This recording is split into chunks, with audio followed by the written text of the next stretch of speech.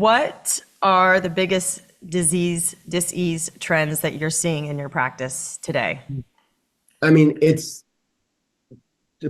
of course, in many ways, this is the age of autoimmune. I think that's the easy answer. I think that when you look at that word, autoimmune, self, the prefix auto, this is the immune system turning against itself. The researchers even probably unintentionally talk about how the immune system, quote, has lost recognition of self, which I think of that, of course, on a physiological level of what molecular mimicry. It's the case of mistaken identity when, because of things like leaky gut syndrome, things are passing through the gut lining. It's the immune system recognizes undigested food proteins or bacterial toxins like lipopolysaccharides and attacks it and then cross reacts against whether it's either thyroid or the brain tissue or muscles. There's over 100 plus autoimmune issues.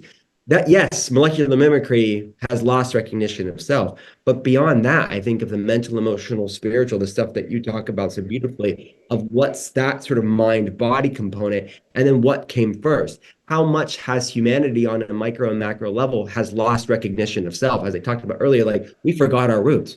We're completely, as you said, disconnected from nature. This is inextricably linked to what we're seeing from an epidemic rise of autoimmune, and not just autoimmune, but chronic health issues as a whole. But certainly if you're looking at quote unquote trends or upticks, we're seeing staggering numbers. We don't even know because it's not even really looked at in the conventional setting. Every year, every few years, there's things that haven't been considered autoimmune. Now conventional medicine considers that as being autoimmune or having autoimmune components to it. And we're seeing that every few years. This epidemic rise, and not just autoimmune problems, because we know the data shows by the time somebody's diagnosed with an autoimmune condition, it's about 4 to 10 years prior to that diagnosis that things are brewing on this autoimmune inflammation spectrum. That didn't happen overnight. There, according to conventional diagnostic criteria, there has to be significant destruction for people to be checking all the boxes to be officially labeled and given the diagnosis code. But then you think of all the millions more that aren't as bad as where that is, but are somewhere on this inflammation spectrum. So it is staggering, and it's not a good trend. It's a really abysmal trend, but it's one that we're trying to be, and we have been over the past 15 years of being a light in this sort of real, as you said, not great prognosis because they're given very little options in the standard model of care. Just manage it, steroids, immunosuppressants, pain medication. That's about it, with a few exceptions.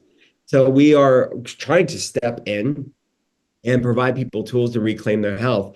But I would think beyond the autoimmune issue, another thing that we see more and more issues of, which autoimmunity is a part of it, but it's more than that, it's dysregulation of the neuroimmunoendocrine axis.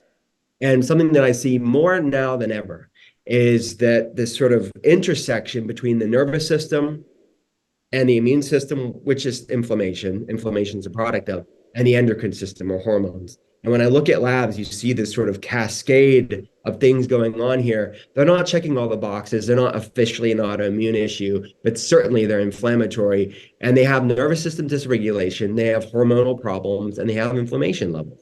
So again, not a good trend, but a lot of people are feeling it. They're feeling the fatigue, they're feeling the brain fog, they're having the digestive issues, the bloating, and nervous system dysregulation. So but the flip side is you can do something about it. The flip side is the body has an amazing capacity for healing, and we're fighting the good fight here.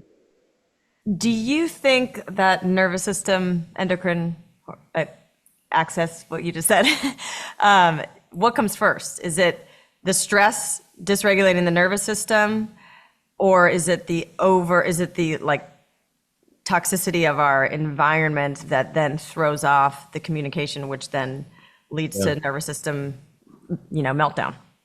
That is a question that I ask actually on a daily basis to myself with my team.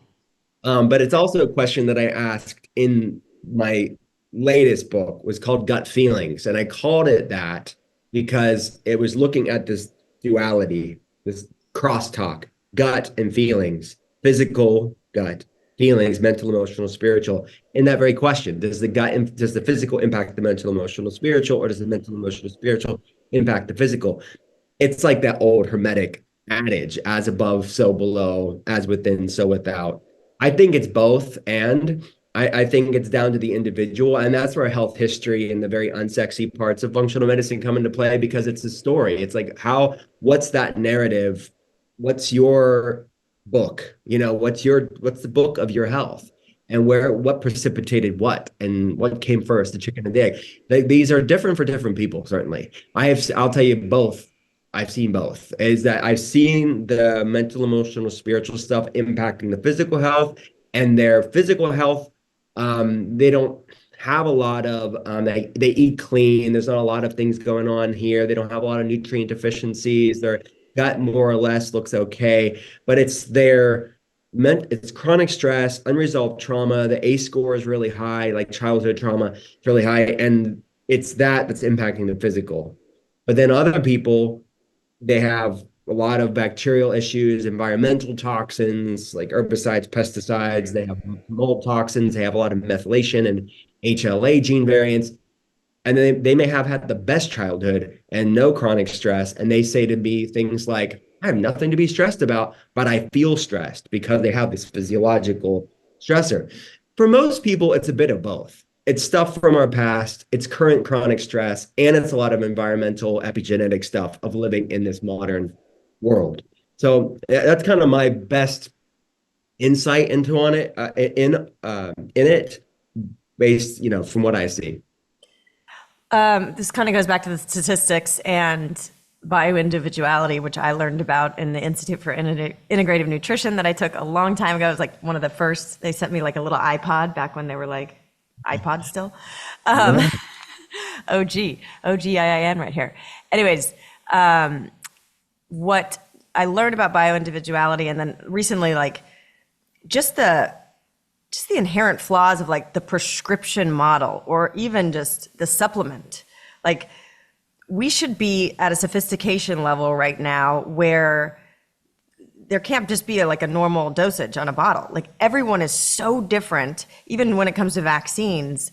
I know, I don't want to scare anybody. I'm not like, but like, we should be so sophisticated to know the person's able to detox and genetic factors that, and then dose it properly. It can't just be this like blanket thing.